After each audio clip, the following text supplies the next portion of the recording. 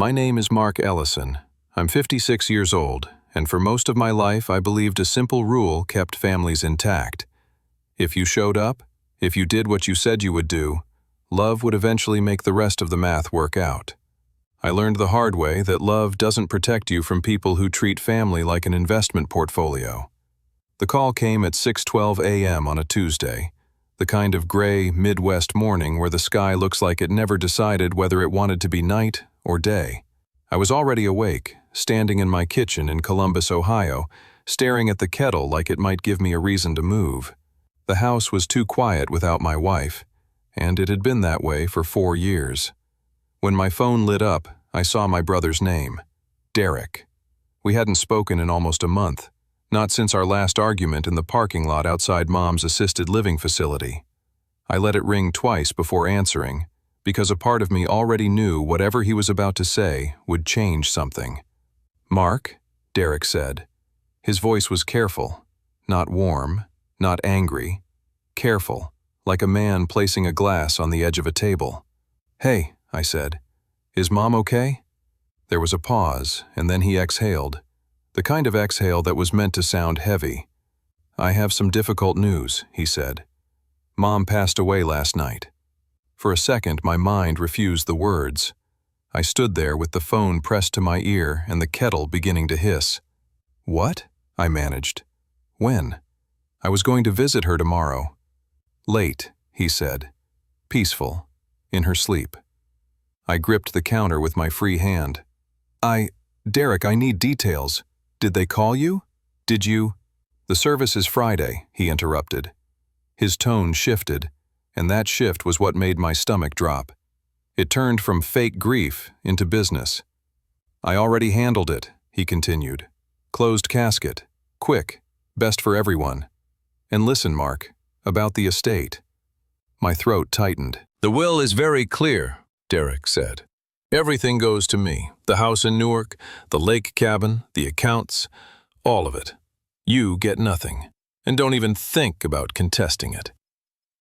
I felt the blood drain from my face. "Derek, what are you talking about?" "I'm talking about reality," he said, and there was something almost satisfied in his voice. "I'm her power of attorney. I did the work. I handled the hard stuff. She wanted it that way. Mom would never—" He cut me off with a sound that wasn't quite a laugh. "Just don't make this ugly. You'll only embarrass yourself." Then he hung up. I stood in my kitchen with the kettle screaming and my phone pressed to my ear like it was still connected. My hands were unsteady, the way they get when you're trying to keep your body from believing your heart. My mother. Dead. And Derek's first priority was to tell me I was getting nothing? Not, "I'm sorry," not, "She loved you," not, "Come home." A threat. Something was very, very wrong. I turned the burner off and tried to breathe. My mother's name was Joan Ellison, 82, a retired school librarian with a mind like a tack and a stubborn streak a mile wide. She'd been the center of our family since my dad died, and she was not the kind of woman who rewrote her will in secret to punish a son who showed up. Not unless something happened. I grabbed my keys and walked out to my car without putting on a jacket. The air was cold enough to sting my lungs. I drove 3 blocks before realizing I didn't actually know where I was going, so I did the only logical thing. I verified. I pulled into an empty grocery store lot, parked, and called Maple Ridge Senior Living. My mother had moved there 8 months ago after Derek insisted she couldn't be alone anymore. I'd fought him on it. Mom had still been cooking for herself, going to church, volunteering at the library's children's hour twice a week. She had slowed down, sure, but she was still Mom. Derek had used the same line every time. "She's declining," he'd said. "You don't see it because you're not here. I'm handling it." A woman answered the phone. "Maple Ridge, this is Tessa." "Hi," I said, forcing my voice to stay steady. "I'm calling about my mother, Joan Ellison. I was just informed she passed away last night." A pause. "I'm so sorry," Tessa began automatically and then stopped. "One moment, sir, let me check." My heart started pounding. I could hear papers rustling, keys clicking. Another voice in the background said, "Joan? She's in the dining room." Tessa came back. "Sir," she said carefully, "your mother is alive. She's having breakfast right now." The world tilted. "I'm sorry," I whispered. "Can you repeat that?" "Your mother is alive," Tessa said. "Did someone tell you she wasn't?" I closed my eyes. "Yes," I said. "My brother, Derek Ellison." There was a brief silence, the kind where you can feel someone on the other end deciding how much they're allowed to say. "I can't speak to family matters," Tessa said finally. "But I can confirm your mother is currently a resident and is safe. Would you like to speak to the nurse on duty?" "I would like you to do me a favor," I said. "Okay." "Don't tell my brother I called." Another pause. "I can't promise what staff might mention," Tessa said, lowering her voice slightly. "But I understand. I won't." I thanked her, hung up, and sat there with my forehead pressed against the steering wheel. My mother was alive, which meant my brother had lied. And he had lied with a purpose. I sat in my car and let myself feel it for the first time. Betrayal. The slow betrayal of realizing someone you share blood with is willing to erase your mother for money. I drove home and made calls, first to an attorney I trusted. Her name is Alicia Park. She'd handled a complicated property easement for a bridge project I worked on before I retired. She was precise, calm, and allergic to nonsense. When I explained the situation, she didn't say, "Are you sure?" She said, "Mark, do not confront your brother alone." Then she said, "This is potentially criminal, fraud at minimum. If he has power of attorney and he's abusing it, we're talking elder exploitation. You need evidence, you need documentation, and you need to move quickly." "I'm going to Maple Ridge today," I told her. "Good," she said. "I want you to bring me any paperwork you have, any emails, any texts. And Mark, if your brother told you she died when she didn't, that suggests he's trying to create a false reality. We need to understand why." After that, Alicia put me in touch with a private investigator named Nadia Brooks. I gave her the timeline, the paperwork Derek had shoved in front of Mom, and the dates when everything shifted. She promised to pull what she could through public records and quiet interviews, while I kept visiting Mom and logging every change. "No warnings," Nadia said. "If Derek senses you're onto him, he'll move faster." I drove to Maple Ridge that night. At the front desk, a young man checked my ID and gave me a visitor badge. "Joan's in her room," he said. "She went up early." I walked down the hallway, my steps echoing. The farther I went, the heavier my chest felt. When I pushed open her door, I saw her sitting in a chair by the window, a blanket over her legs. "Mom," I said softly. Her head turned slowly. Her hair was thinner than it used to be. Her face looked smaller, like her skin had gotten tired. But her eyes were still my mother's eyes. For a second they focused, and I felt unmistakably that she recognized me. "Mark," she whispered. My throat tightened so hard it hurt. "Yeah," I said, moving closer. "It's me." She blinked, like the effort cost her. Then her gaze slid away. In the doorway, I heard a soft sound. A nurse. "Mr. Ellison," she said. "Visiting hours are almost over." I nodded. "I'll be quick," I said. I sat beside my mother and took her hand. It felt warmer than I expected. Stronger. "You okay?" I asked. Her fingers squeezed mine once. It was small, but it was real. "Don't fight," she murmured. "What?" I whispered. Her eyes flicked to the door, and for the briefest moment, fear crossed her face. Then the nurse stepped closer. "Joan," she said brightly, too brightly. "Time for your evening meds." My mother's expression went blank. I watched the nurse hold out a small cup. My mother took it, swallowed. The nurse smiled at me. "She has trouble sleeping," she explained. "This helps." I nodded, but something inside me hardened. As I left, I saw Derek's name on the sign-in sheet from earlier. He'd been there, which meant he'd likely been there right before me, which meant my mother's sudden moment of clarity wasn't a coincidence. It was a crack. And cracks were where the truth leaked out. The next morning, Nadia called. "Mark," she said, "you need to sit down." I was already sitting. Okay. She didn't waste time. 2 months after your brother became POA, your mother's cabin was transferred, she said. Not sold on the open market, transferred to an LLC called Buckeye Shore Holdings. My stomach dropped. Who owns the LLC? I asked. I'm still tracing it, Nadia said. But the registered agent is a law office your brother has used before. The address matches a strip of small commercial offices near Newark. I clenched my jaw. Anything else? Yes, she said. Your mother's house had a lien placed on it 6 weeks ago, a home equity line of credit. Someone has been drawing against it. I felt cold. Can he do that? If he has POA and the bank accepted it, Nadia said, he can make a lot of things happen. Whether it's legal depends on whether it's for your mother's benefit. It's not, I said. Nadia continued. And your brother has been spending, she said. New boat registration in his name, new SUV lease, and he's behind on his property taxes, which suggests he's using your mother's assets to plug his own holes. I exhaled slowly. Why the lie about her being dead? I asked. Nadia was quiet for a beat.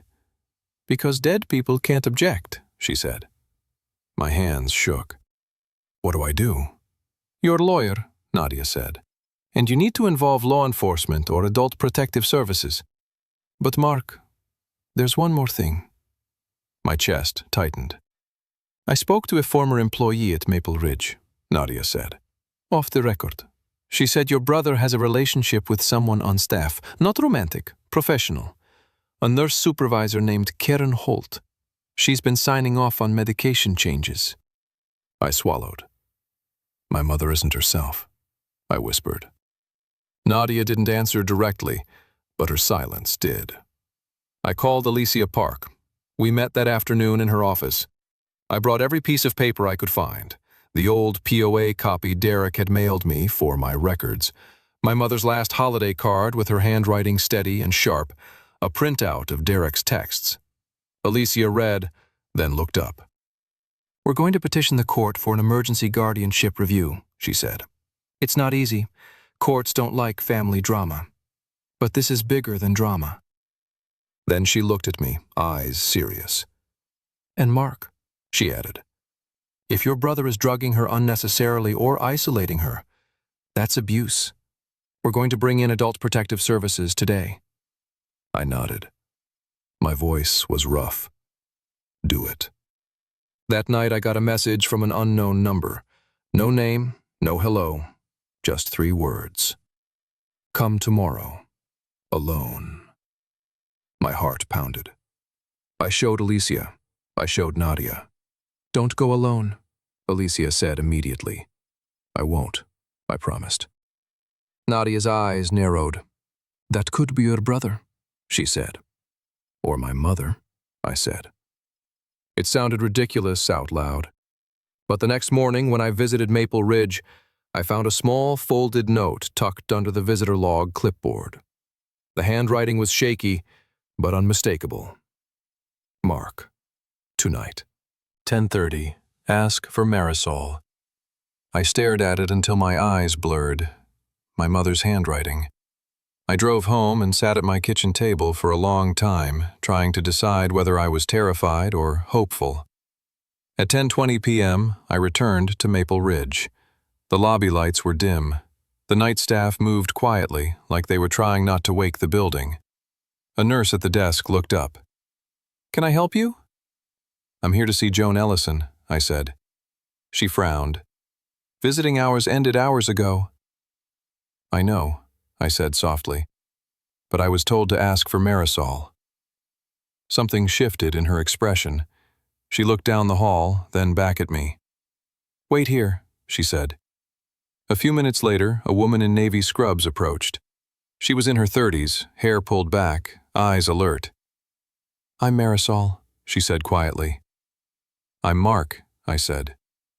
"I know," she replied. "Follow me."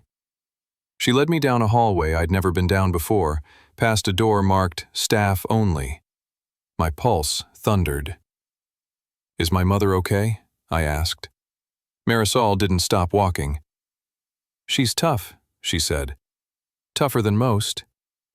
We reached my mother's room. Marisol knocked once, then opened the door. My mother was sitting up in bed, and her eyes were clear, completely clear. She looked at me the way she used to look at me when I came home from college, like she'd been waiting, like she had 1,000 questions, like she was relieved and furious and proud all at once. "Close the door," she said. Her voice was steady.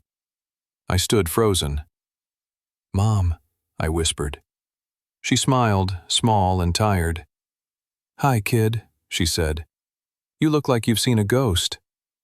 I crossed the room in 2 steps and took her hands. Derek said, "I know what Derek said," she replied. Tears burned behind my eyes. You're okay?" "I'm okay," she said. "I'm not fragile, Mark. I'm old. There's a difference." My voice broke. "Why did you act like you didn't know me?" My mother's smile faded. "Because someone told me I had to," she said, and then she glanced at Marisol. Marisol nodded. "Not me," Marisol said quickly. "Not me." Mom squeezed my hand. "Listen," she said. "We don't have much time. Derek thinks he's winning. He thinks I'm out of it. He thinks the world belongs to him if he can just get the paperwork done before anyone asks questions." I swallowed. "Mom, did you fake it?" My mother leaned back against the pillow. "I didn't plan to," she said. "But I realized something early." She looked at me, eyes sharp. "Your brother came to me 8 months ago with papers," she said. "Power of attorney. He said he wanted to help. He said you were too busy, too far away. He made it sound like a kindness." I clenched my jaw. "And you signed?" "I signed," she said, "because I wanted to see what he would do." My breath caught. "Mom, Mark," she interrupted gently. "I'm not naive.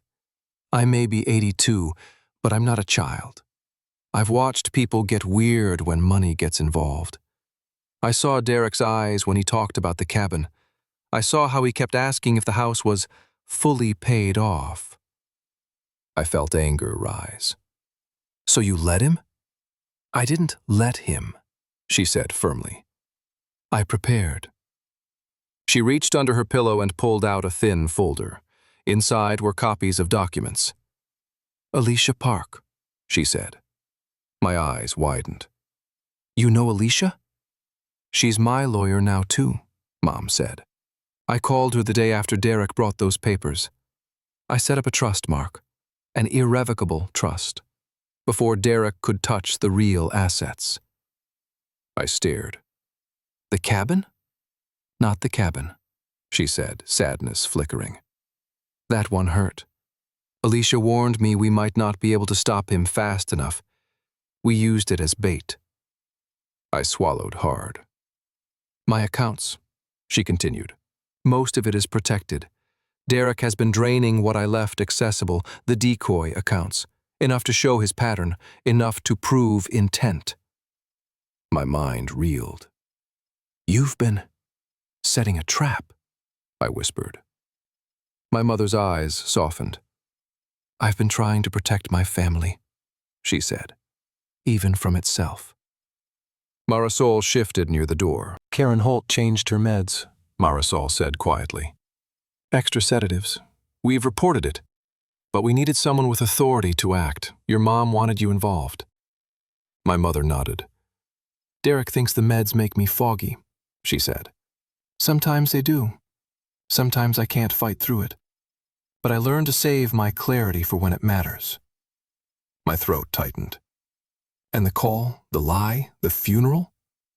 My mother's expression hardened. He's planning a closed casket service Friday, she said. He's already told half the family I passed peacefully. He wants to move assets while everyone is in shock. He wants signatures. He wants my house. I felt nausea. Mom, we should call the police now. We are, she said. Marisol stepped closer. We already contacted Adult Protective Services, she said, and Detective Ray Collins. He's waiting for the moment we can catch Derek in an act that can't be explained away. My mother squeezed my hand. Mark, she said softly, I need you to hear me. This isn't just about money. This is about truth. I want your brother to face the truth in front of people. I want the family to see what he tried to do. Otherwise, he'll spin it. He'll say you manipulated me. He'll make you the villain. I stared at her. You want to expose him at the funeral? My mother's eyes held mine. Yes, she said. He created the stage. Let him perform on it. I felt a surge of emotion, anger, fear, love. You shouldn't have to do this, I whispered. My mother's face softened. No, she agreed. I shouldn't. But here we are. She inhaled carefully, like it cost her. And Mark, she said, I need to tell you something, because it's the part you might not forgive. My chest tightened. What? She looked at me with a sadness that was older than her age. I've been watching you too, she said. My stomach dropped. Mom, I know, she said quickly. It sounds awful. But after your father died, after Rachel died, I worried you were disappearing into grief. I worried you were going through the motions, but not living. When Derek started pushing, I realized I needed to know who would show up when things were hard. Who would treat me like a person, not a prize. Tears slipped down my face. I showed up, I whispered. You did, she said. You showed up even when I acted like I didn't know you. You held my hand. You talked to me. You didn't ask once about money. My voice broke. You're my mother, I said. That's not a test. My mother's eyes glistened. It shouldn't be, she said. But sometimes life makes it one. We stayed like that for a moment, holding hands in a dim room while the building hummed quietly around us. Then my mother straightened. Okay, she said, wiping her cheek. Here's the plan. Over the next 2 days, Alicia moved fast. Papers were filed. Adult Protective Services initiated an inquiry. Maple Ridge staff were interviewed. Marisol documented medication administration with a precision that made me grateful she existed. Detective Collins met us off-site in Alicia's office. He was in his 40s, tired eyes, calm voice. We can't arrest someone for being greedy, he said. We can arrest someone for fraud, theft, and attempting to exploit a vulnerable adult. The strongest cases are the ones where the suspect thinks he's winning. Your mother's willingness to participate is rare. My mother sat across from him, chin lifted. I'm not a prop, she said. I'm the person he tried to erase. Detective Collins nodded. Understood, he said. Friday came. The morning of the funeral, I drove to Maple Ridge early. I wish I could be there, he said. It's okay, I told him. You've got your own job saving people. Dad, he said, voice tight. Don't try to be a hero. Let the cops do the hero part. I swallowed. I will, I promised. At Maple Ridge, Marisol met me at the side door. She's ready, she said. My mother appeared in the hallway with a walker and a cardigan. She looked old, yes, but she also looked like herself, like the woman who used to clap at my baseball games and yell at umpires with fearless conviction. You look handsome, she said, eyeing my suit. I laughed through a lump in my throat. You look unstoppable, I replied. She smirked. Damn right. We drove to the funeral home in an unmarked vehicle with Detective Collins and another officer. The plan was simple. Let Derek begin. Let him commit to the lie publicly, then introduce the truth with witnesses. The funeral home in Newark was packed. I saw relatives I hadn't seen in years, old neighbors, people from church. At the front of the room was a closed casket, draped with flowers. A large photo of my mother from a decade ago smiled down at the crowd. It felt surreal, like watching a movie where the main character is still alive backstage. Derek stood near the front greeting people. He wore a black suit and the expression of a man who believed he had already won. When he saw me, his eyes narrowed. "You came," he said. "My mother died," I replied evenly. "Of course I came." His mouth twitched. "Don't start anything," he murmured. "Not today." I looked at him. "I didn't start it," I said quietly. "You did." He scoffed and moved away, slipping back into his performance. The service began. A pastor spoke about grief and legacy. People sniffled. Someone sobbed quietly behind me. Derek sat in the front row with his wife, Melissa, and their 2 teenagers. Melissa looked exhausted and confused, like she had been handed a story she didn't fully understand but felt obligated to believe. When it was time for the eulogy, Derek stood. He walked to the podium, adjusted the microphone, and took a deep breath. "We're here today to honor my mother, Joan Ellison," he began. His voice was smooth. He talked about her kindness, her strength, the way she trusted him to handle her affairs. Then he shifted into the part I knew was coming. "In her final months," Derek said, "she made her wishes clear. She wanted me to protect what she built. She wanted me to keep the family home. She wanted me to manage things responsibly." He paused, eyes moving over the room. "She told me I was the one she relied on," he said, and his voice thickened as if with emotion. "She told me I was the responsible son." My hands clenched. My mother, hidden in a side room with officers, was watching on a small monitor. Detective Collins had earpiece communication with his team. Derek continued. "And because of that," he said, "she left everything to me. It's what she wanted." I stood. Every head turned. Derek's eyes flashed. "Mark," he hissed into the microphone, "sit down." I walked into the aisle. "Where is her body, Derek?" I asked loudly. Murmurs rippled through the room. Derek's face tightened. "The casket is right there," he said. I pointed. "It's closed," I said. "Why?" He swallowed. It's her request," he said quickly. "Funny," I said, my voice steady. "Because I spoke to Maple Ridge this week. They said she was eating breakfast." A gasp went through the room. Melissa's head snapped toward Derek. "What?" she whispered. Derek's face went pale. "You're lying," he said, and his voice cracked. "I'm not," I said, "and you know it." The pastor stepped forward, confused. "Mark." "Wait," I said, raising a hand. Derek's mouth opened and closed like he was trying to find the right angle. "This is grief," he said. "He's in denial. Mark, stop embarrassing yourself." I looked at the back doors. "Open them," I said quietly. At that moment, the doors swung open, and my mother walked in. She moved slowly, leaning on her walker, but she moved with purpose. Her eyes were sharp. Her mouth was set in a line that had stopped arguments in our house when we were kids. The room erupted. People stood up. Someone screamed. Someone dropped a program. Melissa covered her mouth. Derek staggered back from the podium.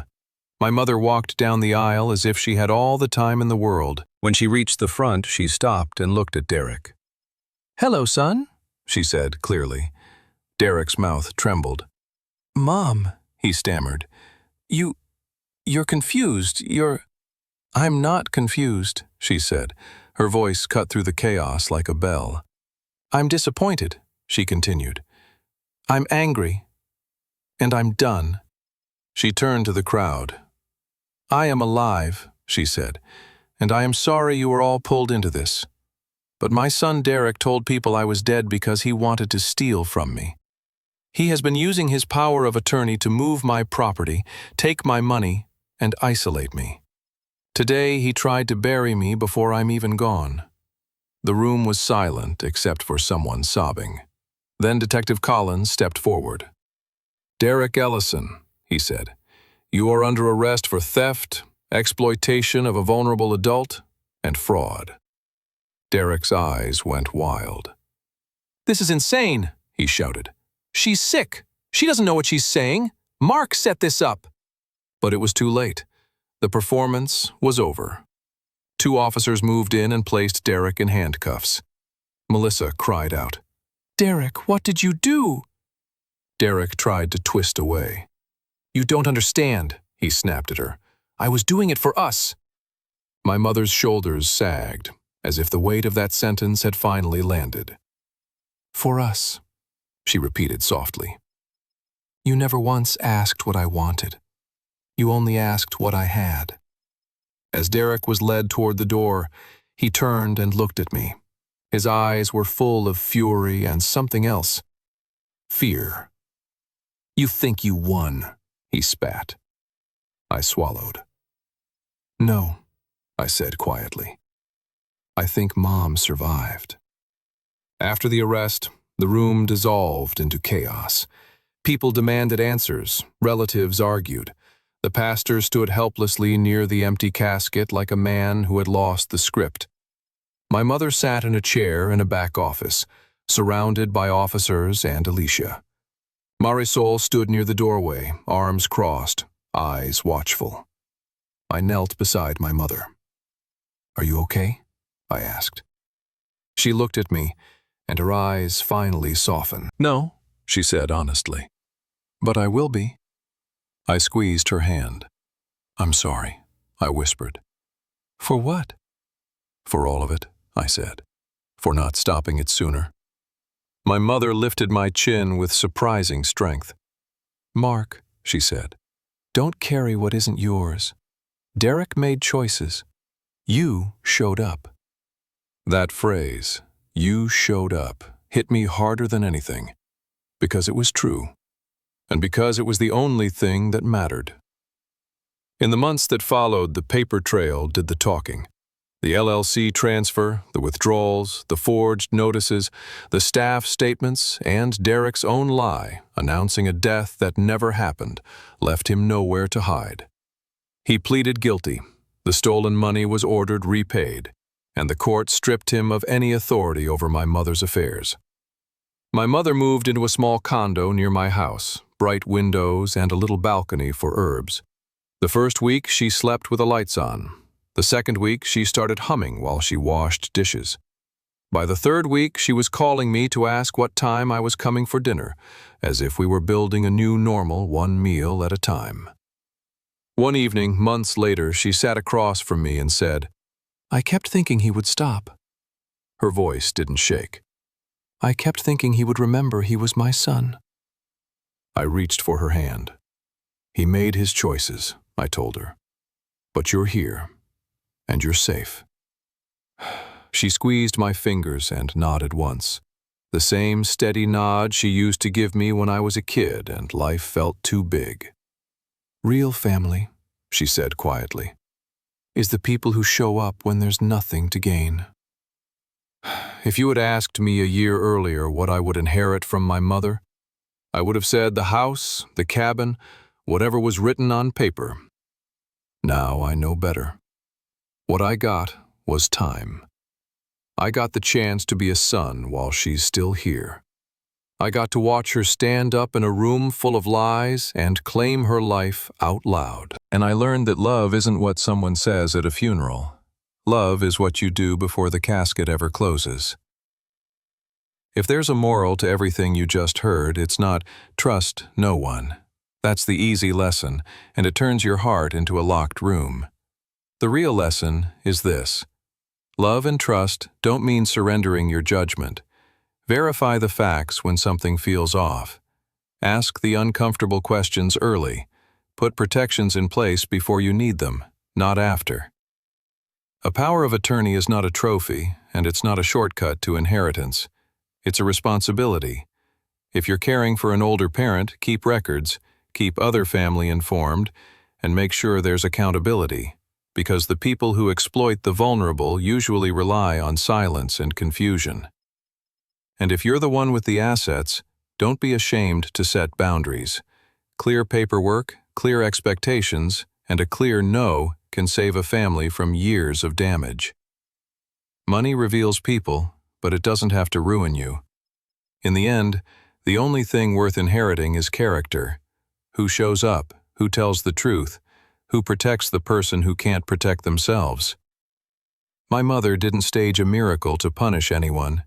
She did it to survive, and to remind me that real family isn't the one that takes the most, it's the one that stays when there's nothing to take.